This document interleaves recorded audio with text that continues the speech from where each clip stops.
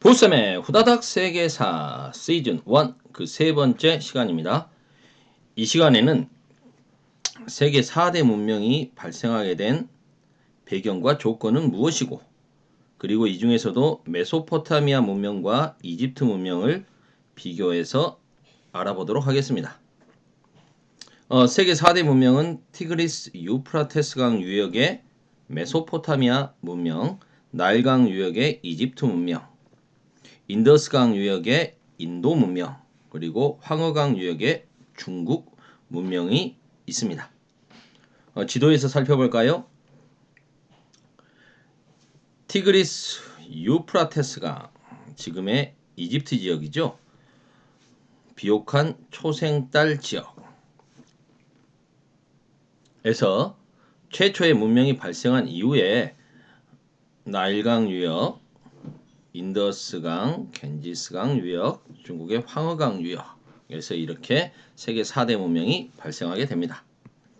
티그리스 유프라테스강 유역은 메소포타미아 문명, 나일강은 이집트 문명, 인더스강 유역, 인도 문명, 그리고 황허강 유역의 중국 문명이죠. 큰 강 유역에서 이렇게 문명이 발생하게 된 것은 당연히 농경과 관련이 깊죠. 인구 부양을 위해서는 좀 더 넓은 영토가 필요했고요. 사람들은 강에서 물을 끌어들여 새로운 농토를 만들려고 할 것입니다. 홍수로 강이 범람하는 것을 막기 위해서 제방도 쌓아야 하고요. 농경지에 물도 대야 됩니다. 이런 관계수로를 만드는 등의 대규모 치수 사업, 물을 다스리는 사업을 전개하죠. 이러한 치수 사업에 동원된 많은 인력을 통솔하려면 지배자가 등장할 수밖에 없겠죠. 농경지가 확대되고 생산량이 증가하면 이제 사람이 많이 살게 되니까 도시가 발생하게 됩니다. 이런 도시의 지배층들은 비옥한 땅을 차지하기 위해서 청동기 무기를 가지고 주변에 대한 정복 전쟁을 펼치겠죠. 그러면서 주변 지역을 통합해가면 국가가 성립되게 될 것입니다. 생산력이 낮았던 선사시대에는 공동생산, 공동분배, 사유재산 제도가 없습니다. 공동재산, 원시, 공산주의 사회였죠. 그런데 생산력이 발전하게 되면서 이제 생산력의 증가는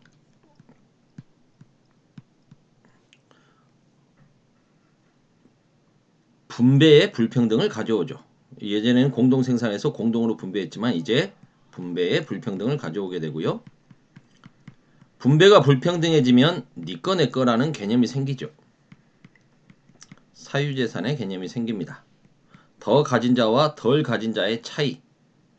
더 가진 자들은 앞서 우리 말씀드렸듯이 이제 지배층이 돼가면서 계급이 발생하게 되는 거죠. 이런 계급의 분화를 더욱더 촉진시킨 것은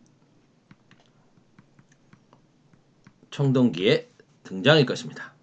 지배층들은 이제 신에게 제사를 지내고 조세를 징수합니다. 그리고 이걸 기록하죠. 기록하기 위해서 문자가 만들어지는 거죠. 그러면서 이제 인류는 역사 시대로 접어들게 됩니다. 학습지에서 한번 확인해 볼까요?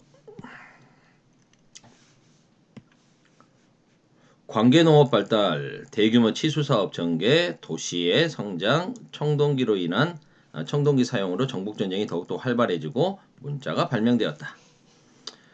생산력이 발달하게 되면서 사유재산제도가 생기게 되었고, 사유재산의 발생은 결국 무엇을 가져옵니까? 계급의 출현을 가져온다고 그랬죠. 가진 자와 덜 가진 자. 청동기 사용으로 정복전쟁이 활발해졌고 조세 징수 등을 위해서 문자가 만들어졌다. 하나하나 살펴볼까요? 메소포타미아 문명, 기원전 3500년경. 지도는 다시 보여드리지 않겠습니다. 아까 확인했으니까. 지금의 이라크 지역인 티그리스 유프라테스강 유역에서 수메르인이 우르라고 하는 도시, 라가시라고 하는 도시국가를 세우면서 문명을 일으킵니다. 이 지역은 강이 불규칙하게 범람을 합니다. 홍수가 잦습니다. 그리고 여기는 사방이 개방되어 있는 지역이라 끊임없이 외세의 침입을 받게 되는 거죠. 왕은 많은 사람을 동원해서 이러한 치수 관계 사업을 총괄하면서 신의 대리자로서 신권 정치를 행합니다. 본인이 신이 되지는 못하고 신의 대리자, 신의 대리자로서 신권 통치를 하게 됩니다. 왕조가 이렇게 자주 바뀌고 외침이 잦다 보니까 죽은 뒤의 세상을 생각할 여유가 없습니다. 현세적인 종교관을 갖게 되죠. 이걸 보여주는 게 길가메시의 서사시. 수메르인의 왕이었던 길가메시라고 하는 영웅의 서사시죠. 그리고 이제 다신교, 다양한 신을 믿었고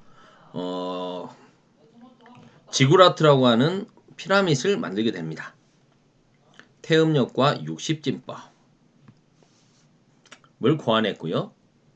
뭐 천체를 관측하다 보니까 점성술이 발달할 수밖에 없었고 그러다 보니까 이제 달을 기준으로 해서 달력을 만들게 되는 태음력, 천문학이 발달하게 됐고 60진법 고안, 그리고 이제 제사와 그 상거래 그리고 세금 뭐 이런 것들을 위해서 문자를 만들게 됐는데 이 문자가 쇠기 문자죠.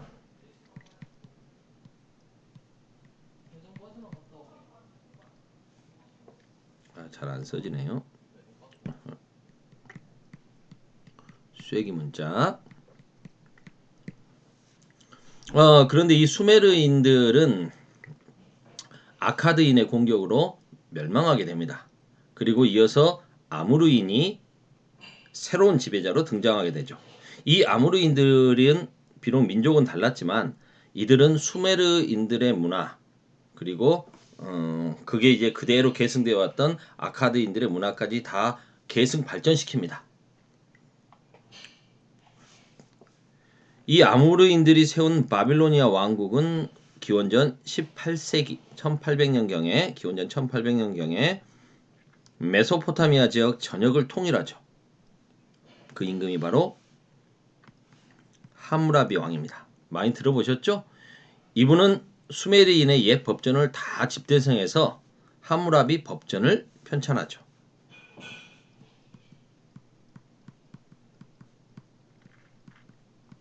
이렇게 발전됐던 바빌로니아도 결국 기원전 1500년경 히타이트인들의 침입을 받아서 멸망하게 됩니다. 이집트 문명. 이집트 문명은 기원전 3000년경 아까 설명드렸죠? 나일강 유역에서 발전해 갑니다. 나일강은 정기적으로 범람을 하게 됩니다. 그리고 이쪽 지역은 고립되어 있는 지역이었기 때문에 지도를 좀 보면서 설명하면 이해가 편하려나요?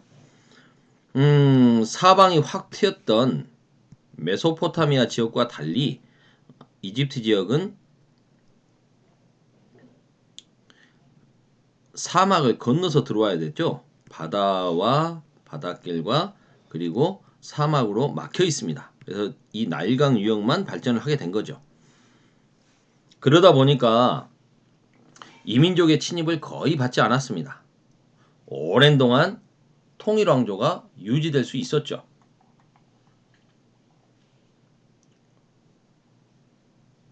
고왕국, 중왕국, 신왕국 이렇게 왕조만 조금씩 바뀔 뿐이지 나라가 계속 유지될 수가 있었습니다.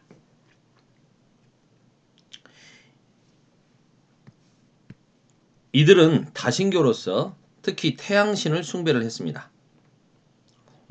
태양신 라를 숭배했는데요. 왕은 자기 스스로가 통치자일 뿐만 아니라 스스로가 태양신의 아들, 태양신 라의 아들이다.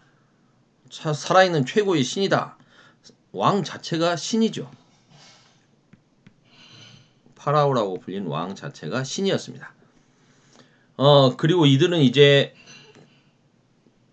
죽어서도 다시 부활할 수 있으리라고 생각했고 영혼은 죽지 않는다라고 생각했기 때문에 살아있을 때 몸을 미라로 만들어서 다시 내세에도 계속적인 삶을 부활할 수 있을 거라고 생각하고 삶을 살 거라고 생각을 했죠. 영원 불멸의 사상. 그래서 미라를 만들고 그 미라에게 이제 그 저승생활의 길라잡이라고 해야 될까요? 사자의 서. 물론 이 사자의 서라고 하는 건 그들이 붙인 명칭은 아니고요. 어,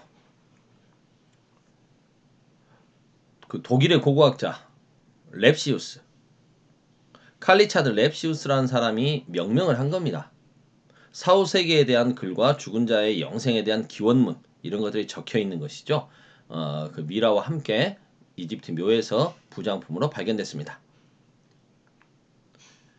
이런 것들을 만들었다.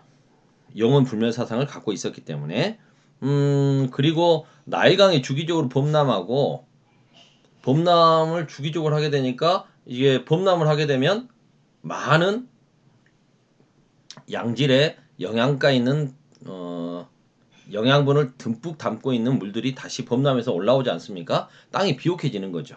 그래서 이 나일강 이집트 문명은 나일강의 선물이다라는 말을 역사학자 헤로도투스가 했던 거죠. 그런데 이렇게 나일강이 범람을 한다라면 그 범람을 예측하기 위해서는 하늘을 봐야 됩니다. 천문학이 발달할 수밖에 없죠. 그러면서 이제 태양력이 발달하게 되었고 범람했으면 경작지를 다시 원래대로 복원해야겠죠. 그러다 보니까 측량술과 기하학이 발달하게 되었다. 수학이 발달하여 십진법을 쓰게 되었고 미라를 만드는 과정에서 미라 만들려면 이제 부패 안 하게 해야 되고 이렇게 하다 보니까 의학도 발달하게 되었다. 그리고 이렇게 여기서는 상형 문자를 사용했는데요. 이 상형 문자를 파피루스라고 하는 그 수생식물 그걸 이렇게 로 만든 종이에다가 기록을 하죠. 파피루스에다가 기록을 했습니다. 지중해 연안의 국가들. 아까 바빌로니아 왕국을 정복했던 나라 민족 어디였습니까? 히타이트죠. 히타이트는 강력한 철제 무기와 전차를 앞세워서 바빌로니아 왕국을 정복하고 철기 문화를 서아시아에 전파하죠. 히타이트가 히트를 하게 되는 거죠. 이건 지도로 좀 설명하면 편할 것 같은데 일단 내용을 보고 그 다음에 이제 지도에다 설명하도록 합시다. 후다닥 세계사인데 벌써 10분이 넘어버렸네. 페니키아 해상 무역을 주도했고 식민지 카르타고를 건설했다. 지금의 그 튀니지아 지역이죠. 거기다 만들었고요. 그 다음에 이 페니키아인들이 유명한 건 무엇입니까? 이 사람들이 만든 문자 이게 이제 유명한 거죠. 이 문자가 어떻게 돼요? 나중에 그렇습니다. 알파벳의 기원이 되죠. 페니키아 문자, 표은 문자를 사용했는데요. 표은 문자. 사람이 말하는 소리를 기호로 나타내는 문자가 표음 문자 아닙니까? 글씨가 잘 표음 문자. 이들이 썼던 문자가 지금의 알파벳의 기원이 되었다. 그리고 이렇게 헤브라이인들, 페니키아인들 말고 또 헤브라이인들이 이 지역에서 활동을 했는데요. 이 헤브라이인들이 세운 나라 이스라엘 왕국이죠.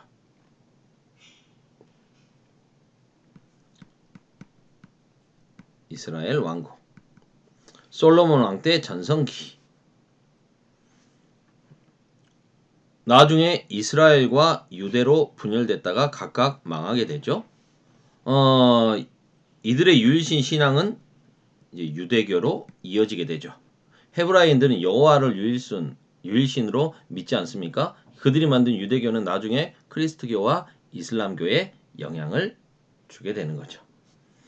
나중에 이 이스라엘은 아시리아에게 멸망하고 유대는 신바빌로니아에게 멸망당하게 됩니다. 지도에서 볼게요. 여기 좀 아래쪽에 제가 지도를 갖다 놓았는데 바빌로니아 왕국이 이쪽 아닙니까?